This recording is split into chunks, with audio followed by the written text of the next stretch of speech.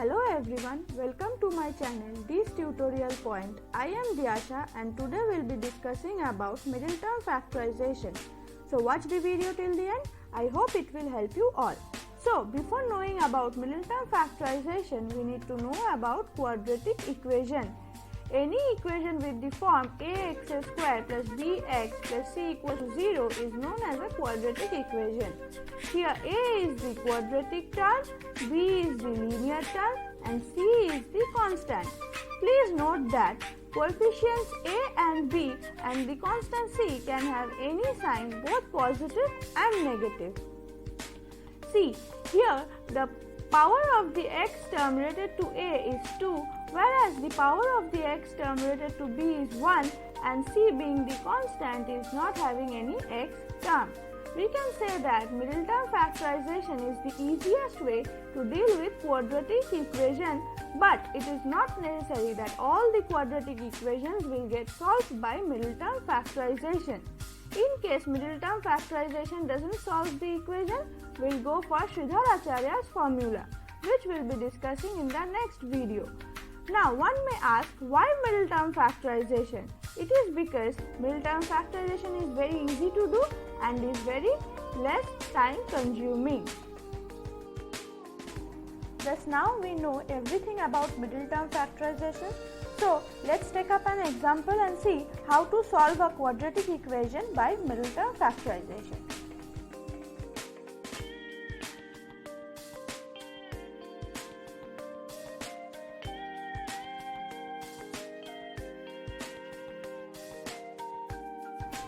We have taken up 3x square minus 5x minus 2 equals to 0 as an example. Now we will see how to middle term factorize this quadratic equation.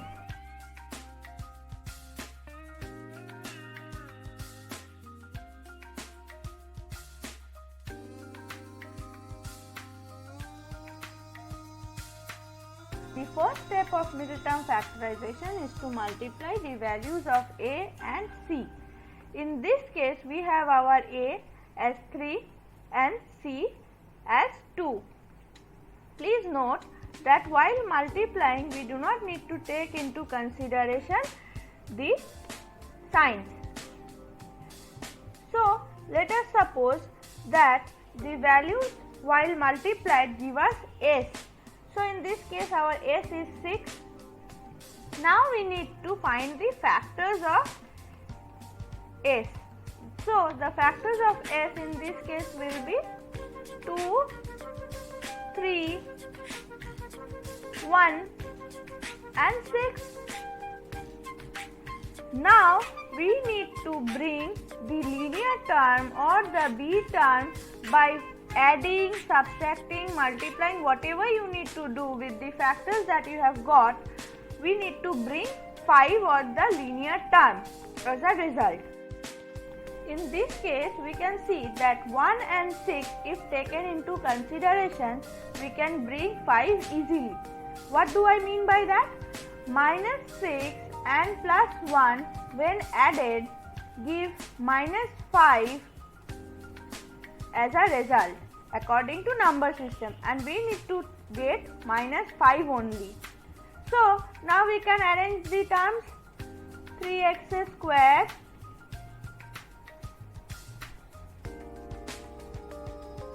minus 6x plus x, you all know x and 1x are all the same, equals to 0. Now we have got 4 terms. So we will take common from the first 2 terms and the last 2 terms. So first 2 terms we will take 3x as common. What will be left? X minus 2. This plus sign will directly come. Plus, now comes 1.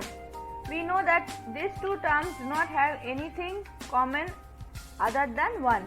So 1, x minus 2. And one more thing you have to keep into mind is that these 2 terms after taking commons should be the same, or else you are going wrong anywhere.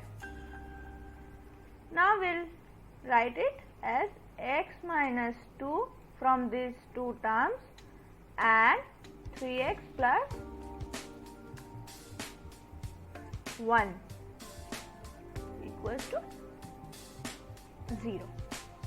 So, we can say that x minus 2 and 3x plus 1 are the two factors of the quadratic equation 3x square minus 5x minus 2 equals to 0. Now, one more thing we can do from here, we can find out the roots of x. How can we do so? We know that when two factors multiplied give us 0, then either of the two factors will always be equal to 0. Thus, we can write that x minus 2 equals to 0. Either x minus 2 is equal to 0 or 3x plus 1 is equal to 0 by general rule. So, if x minus 2 equals to 0, then we can say that x equals to 2, and when 3x plus 1 equals to 0, then x equals to minus 1 by 3. Thus, at the end we can say that the two roots of x are plus 2 and minus 1 by 3, and the factors of the quadratic equation are x minus 2 and 3x plus 1. Thank you guys for watching the video till the end. I will be uploading videos every week on such topics. If you like the contents, then please like, share and subscribe to my channel and press the bell icon so that you get notified each time I upload a new video. If you have any doubt, then please post them in the comment section. I will be answering them. Thank you.